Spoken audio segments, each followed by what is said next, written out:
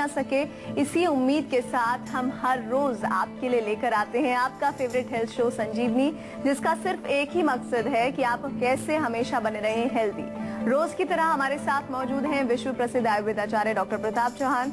Doctor साहब, स्वागत है आपका। थैंक यू जी। संजीवनी एक ऐसा शो जो आयुर्वेदिक नुस्खों से आपकी तमाम तरह की सेहत की दिक्कतों को दूर करता है।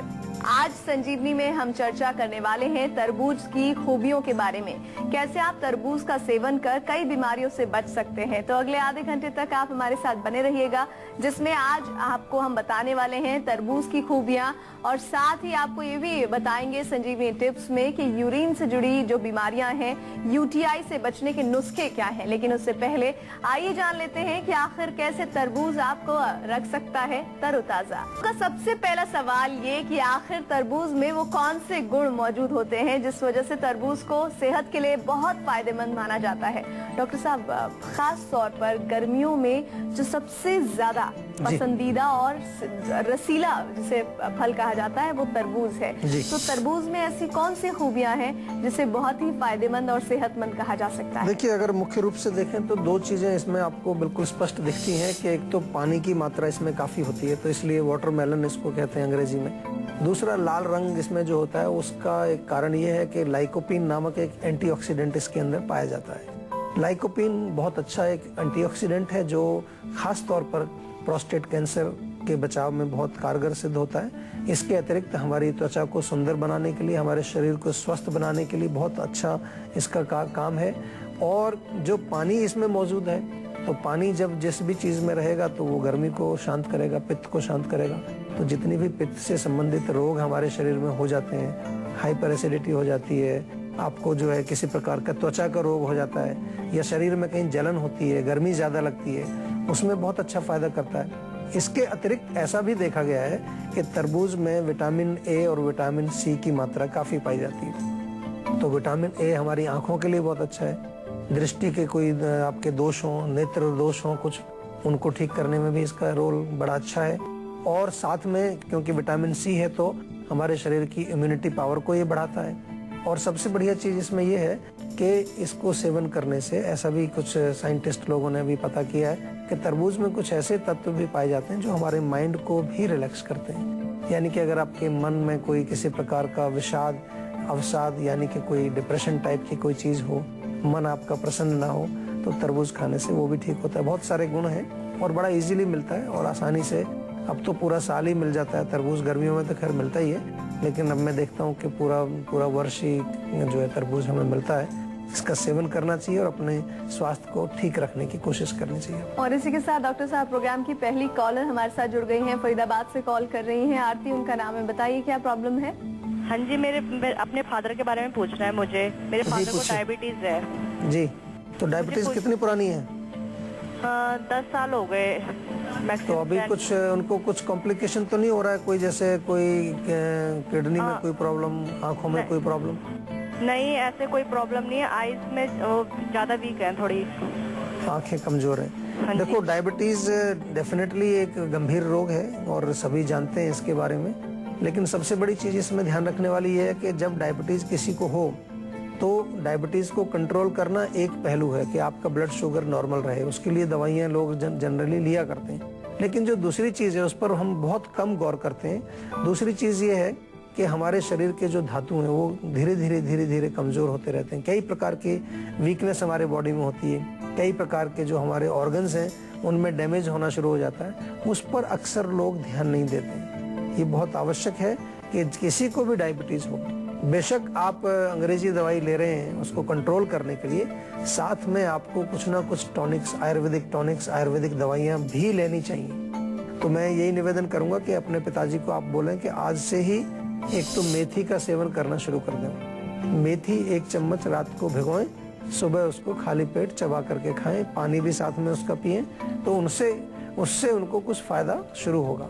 और जैसा कि आयुर्वेद में कुछ धातुवर्धक औषधियां हैं, कुछ ऐसी औषधियां जो आपके नर्वस सिस्टम को ठीक रखती हैं, आपकी किडनी को भी सुरक्षित रखती हैं, आपकी आंखों को सुरक्षित रखती हैं, उनका सेवन भी जरूर करना चाहिए। और उसके लिए आप फरीदाबाद में रहते हैं, हमारे क्लिनिक में जाकर के अपने पिताजी को बोलिए कि उनसे डॉक्टर से एक परामर्श करके बाकायदा उनसे एक पूरा जो है कंसल्टेशन करें और औषधि जरूर शुरू करें।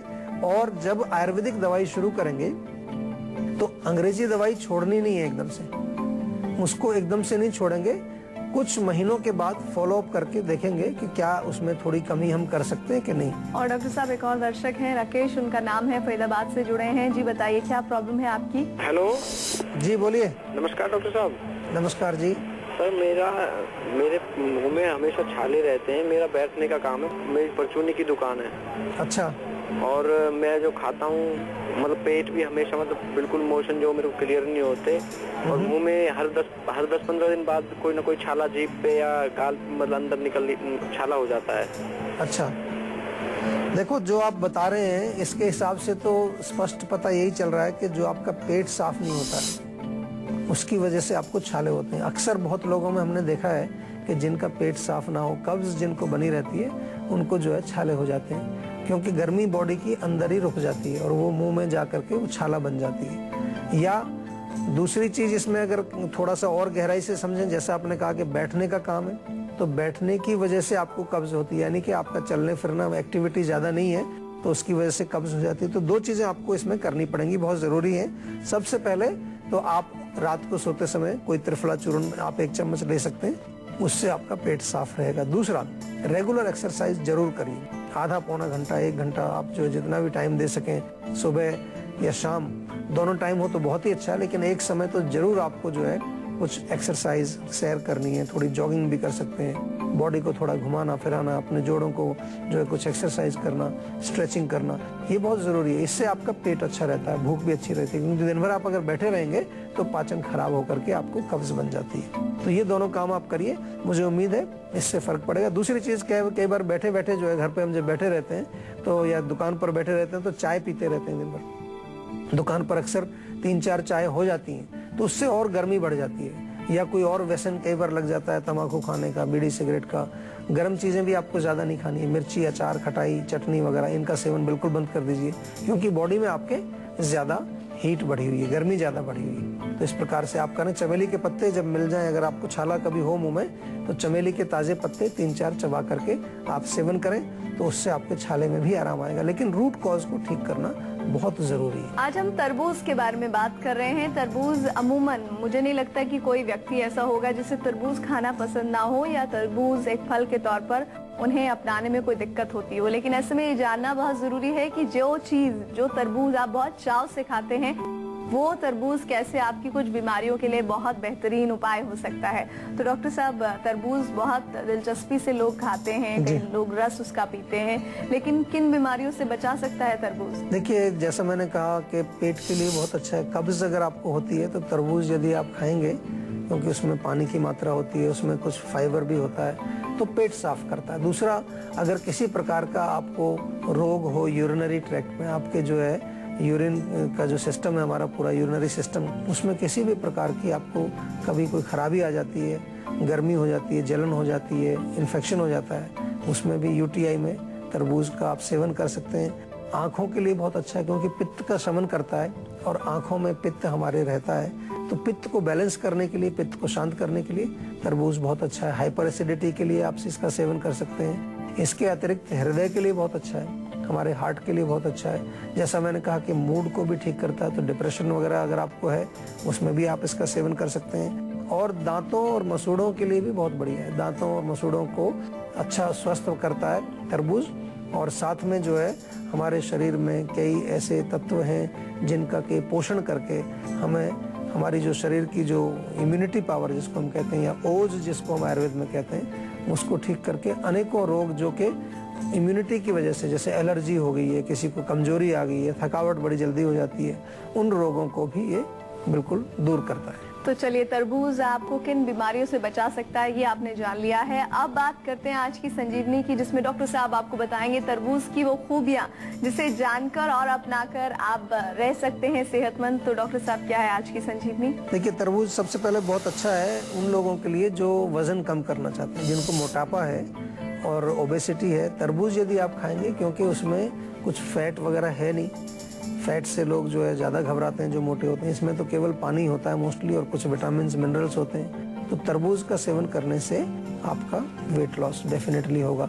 दूसरा, अगर आपको जो है चेहरे पर झाइयाँ हैं या कुछ जो है एक्ने पिंपल्स के दाग वाग से बने हुए हैं, ब्लैक हेड्स भी कई बार जो बन जाते हैं आपके चेहरे पर, उस पर भी आप तरबूज लेकर के थोड़ा सा रगड़ें, तरबूज का टुकड़ा, उससे बहुत फर्क पड़ेगा। और यूटीआई की तो हमने बात की आपसे, लेकिन जो किडनी में स्टोन हो जाता है, गुर्दे की पथरी जो हो जाती है, उसमें भी तरबूज का रस सेवन करने से आपको फायदा मिलेगा। साथ ही साथ डिप्रेशन, एंजाइटी, घबराहट, मानसिक विकार किसी प्रकार का हो, उसमें तरबूज का सेवन करें आप। और तरबूज जो है खून भी बढ़ाता है और हमारे धातुओं को पुष्ट भी करता है। तो इसलिए जैसे कि जो ऐसे रोगी हैं, पोलियो के रोगी जैसे हैं, वो बड़े कमज़ोर होते हैं, उनके शरीर में ताकत कम होती है, उनको अगर तरबूज खिलाया जाए तो रक्त की वृद्धि भी होगी और रक्त की शुद्धि भी होगी। दोनों चीज़ें करता है। रक्त की शुद्धि क्योंकि पित्त को शमन करता है, तो इसलिए रक्त का शोधन भी करेगा और रक्त की वृद्धि भी करेगा। तो पोलियो के पेशेंट्स को भी तरबूज खिलाया जा सकता है, वो भी इससे लाभ उठा सकते हैं। तो डॉक्टर साहब ने आपको आज की संजीवनी भी बता दी है। तरबूज को लेकर कुछ परहेज भी होते हैं जो आप और हम कुछ तो जानते हैं, लेकिन बहुत कुछ डॉक्टर साहब से जानते हैं। बहुत से लोग तरबूज को लेकर सशंकित भी रहते हैं कि खाली पेट या खा लेने से तरबूज डायरिया जैसी दिक्कतें हो सकती हैं। डॉक्टर साहब, ऐसे कोई परहेज है क्या? थोड़ा सा जैसे कि ठंडा है, कूलिंग है, तो बादी इसको बोलते हैं, मतलब गैस कर देता है किसी व्यक्ति को। अगर ज़्यादा उसको पाचन उसका ज़्यादा मजबूत नहीं, तो अक्सर देखा होगा कई बार कुछ लोग तरबूज पर कुछ चाट मसाला वगैरह डाल के खाते हैं, थोड़ा सा काली मिर्च वगैरह डाल के खाते हैं, तो वो इसलिए कि थोड़ा पाचन उसका ठीक से हो जाए।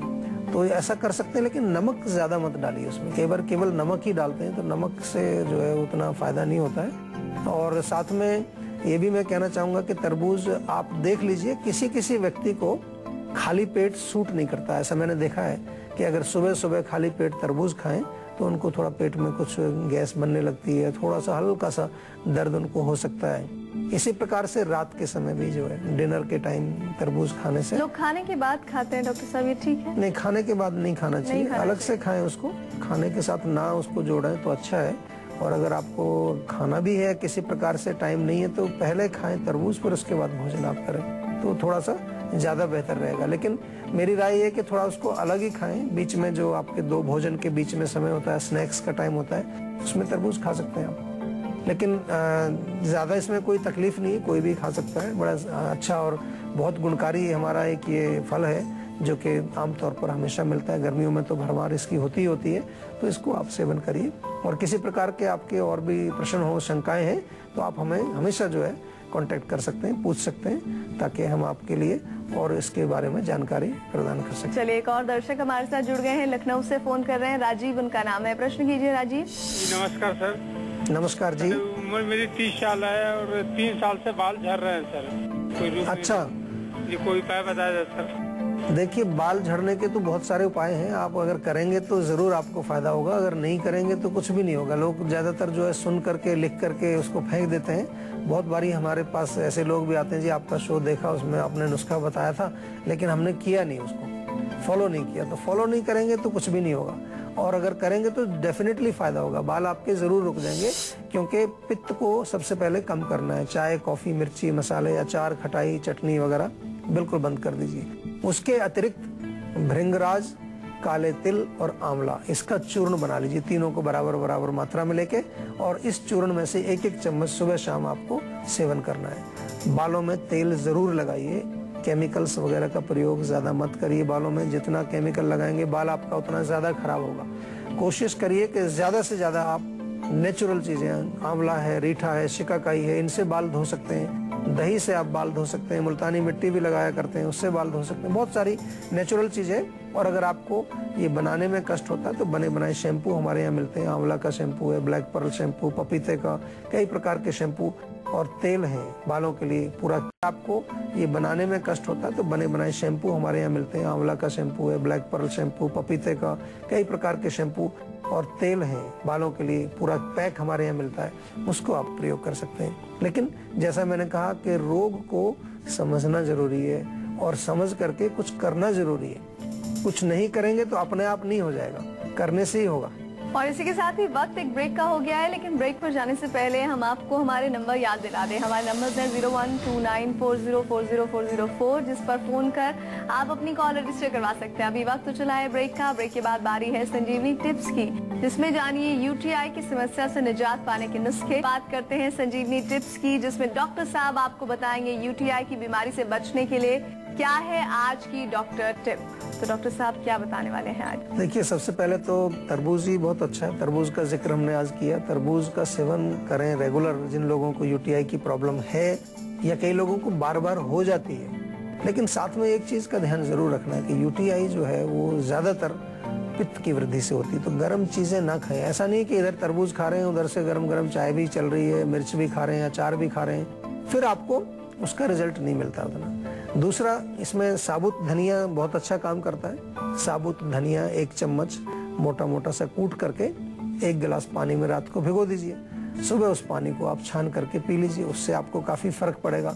और फिटकरी होती है जो साफ शुद्ध फिटकरी, जिसको शुद्ध शोधित भी करते हैं, उसको गुलाब जल में रगड़ के शुद्ध कर लेते हैं। वो जो शोधित फिटकरी है, शुद्ध फिटकरी जिसको हम बोलते हैं, शुद्ध स्फटिक आयुर्वेद में उसको हम कहते हैं, वो 1/4 चम्मच या आधा कप पानी में घोल करके आप दिन में 2 बार पी सकते हैं। उससे बहुत लाभ मिलता है। कोई भी कूलिंग चीज जो तासीर जिसकी ठंडी होती है, और भी कुछ अगर आपको नहीं मिलता तो 2-3 लीटर पानी जरूर पिए दिन भर में। ज्यादातर लोग जो पानी नहीं पीते उनको यूटीआई बहुत जल्दी से हो जाता है, तो पानी रेगुलरली पीना चाहिए आपको, उससे आपको बहुत फर्क पड़ेगा।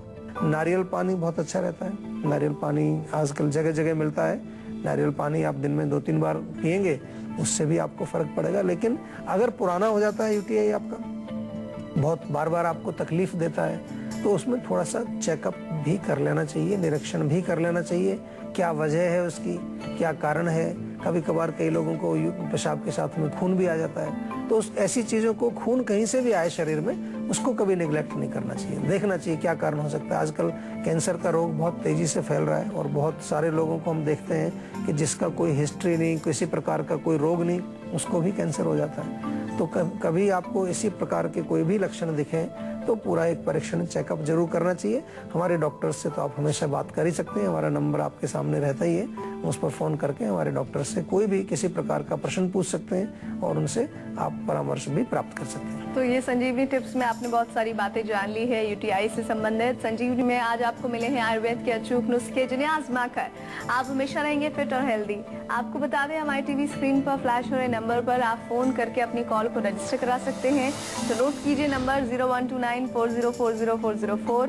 आप हमें ईमेल भी कर सकते हैं। हमारा ईमेल आईडी है info@jiva.com। साथ ही साथ अगर आप चाहें तो हमसे फेसबुक के जरिए भी जुड़ सकते हैं। हमारी फेसबुक आईडी है www.facebook.com/jiva ayurveda। तब तक इसी कामना के साथ आप हमेशा सेहतमंद रहें, हमेशा मुस्कुराते रहें। डॉक्टर साहब, बहुत बहुत शुक्रिया तमाम जानकारी के लिए। Thank you.